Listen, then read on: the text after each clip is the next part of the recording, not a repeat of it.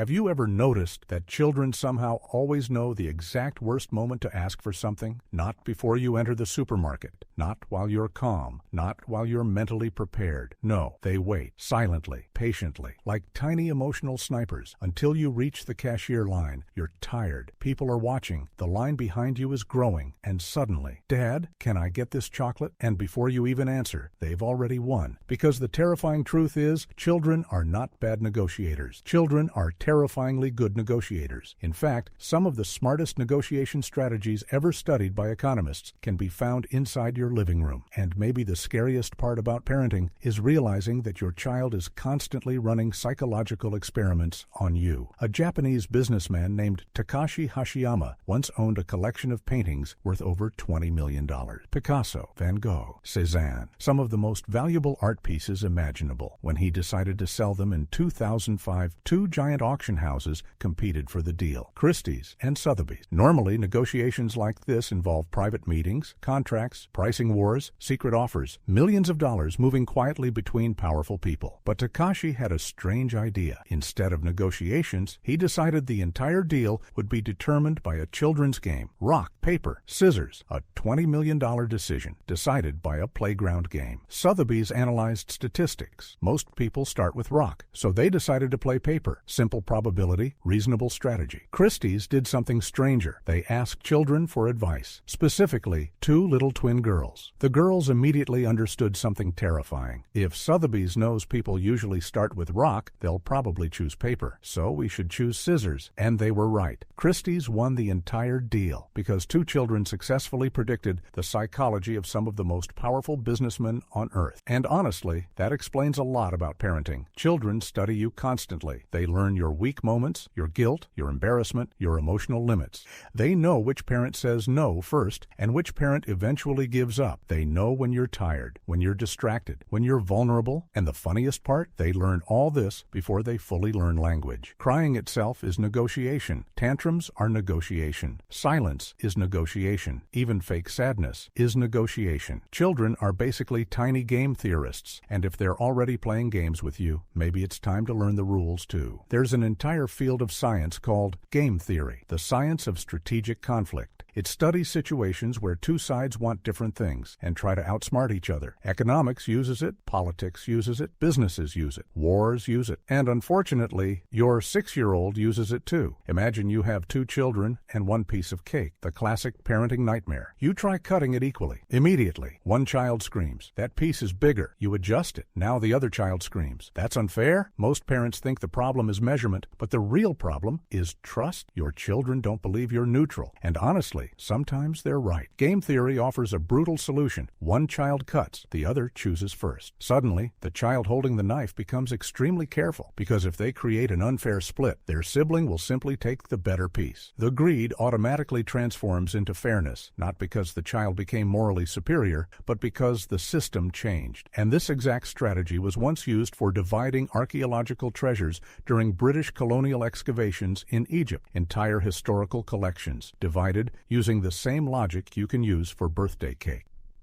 Because fairness becomes easier when self-interest forces it, and this is something many parents misunderstand. Children don't suddenly become fair because you lecture them about morality. Systems create behavior, the environment shapes decisions, and children respond to incentives faster than adults. That's why threats often fail. A father screams during a road trip, "If you don't stop fighting, I'll turn this car around." The child becomes quiet for 5 minutes, then starts again. Why? Because the child already calculated something. Dad already drove 5 hours. He booked the hotel. He wants this vacation more than I do. He's bluffing. And the horrifying part, the child is usually correct. Game theory calls this backward induction, predicting whether a threat will realistically happen. Children constantly test whether your punishments are real. If your threats hurt you more than them, they stop believing you. That's why effective consequences often require commitment. The punishment must become unavoidable, external, mechanical, not emotional. Instead of, "If you don't study, maybe I'll take take the PlayStation. You create a rule. If homework isn't done by 7, your brother automatically gets the PlayStation tonight. Now the system decides, not your emotions, not your exhaustion. And suddenly, the child knows the threat is real because it no longer depends on your mood. But parenting becomes even more complicated when children learn how to manipulate rewards. Many parents try financial motivation. Finish a chapter and I'll give you money. Sounds logical until the child discovers optimization. Children are efficiency machines. They quickly realize the reward is linked to quantity, not understanding. So they skim pages, memorize temporarily, pretend to study, then forget everything afterward because their real goal was never learning. It was payment. Economists call this moral hazard, when incentives accidentally reward the wrong behavior. And honestly, children become terrifyingly creative once rewards enter the system. Factories once experienced similar problems. Managers paid workers based on production quantity. Workers secretly modified machines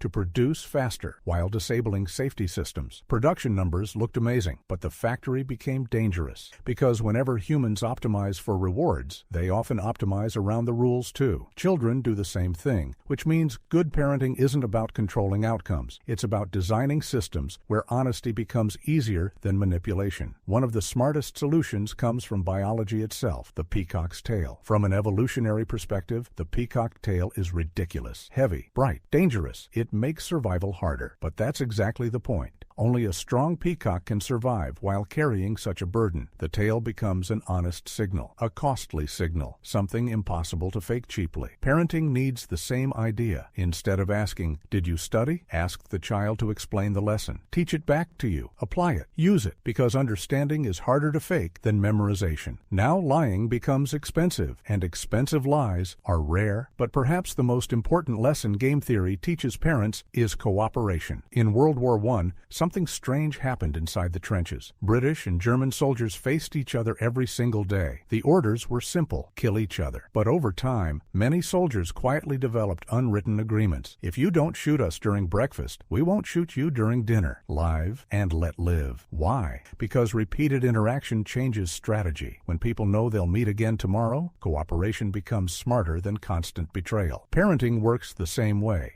Your relationship with your child is not one moment, not one punishment, not one argument. It's a repeated game. Every interaction teaches them what kind of relationship they have with you. If the house becomes pure dictatorship, children learn fear. If the house becomes pure chaos, children learn manipulation. But stable cooperation teaches trust. And trust changes everything. That's why children often refuse teamwork. You offer ice cream if they clean the room together. Neither child moves. Why? Because each one fears becoming the idiot who does all the work while the other relaxes. This is the famous prisoner's dilemma. The fear of exploitation destroys cooperation. So the solution becomes reducing uncertainty. Small repeated actions. One child picks up one toy, then the other picks up one toy. Small visible cooperation creates momentum, and once cooperation begins, children naturally continue it, not because children are angels, but because humans imitate reciprocity. And honestly, adults do too. The shocking part is that fairness instincts appear extremely early in life. Studies found that even babies look longer at unfair reward distributions. Children naturally react to injustice, sometimes so strongly they reject rewards completely if the system feels unfair, which means something beautiful. Your child's obsession with fairness is not a flaw. It's human nature, and maybe that's the real goal of parenting. Not control, not obedience, not winning every argument, but teaching children how to survive inside system, how to cooperate, how to negotiate, how to recognize fairness, how to stand up for themselves without becoming cruel, because eventually they leave your house. And the outside world does not care about tantrums. It does not reward screaming. It does not stop because someone cried. But if your child learns cooperation, strategy, honesty, fairness, they enter adulthood carrying something powerful, not fear of authority, but understanding of people. And maybe that's the strange thing about parenting. Children think they're learning from you, but secretly, you're both training each other. Every argument, every compromise, every negotiation at the supermarket cashier line, a tiny repeated game, slowly shaping two humans at the same time. And perhaps the greatest parenting victory is not raising a perfectly obedient child, but raising someone intelligent enough to understand fairness, kind enough to cooperate, and strong enough to remain kind inside a world that often isn't.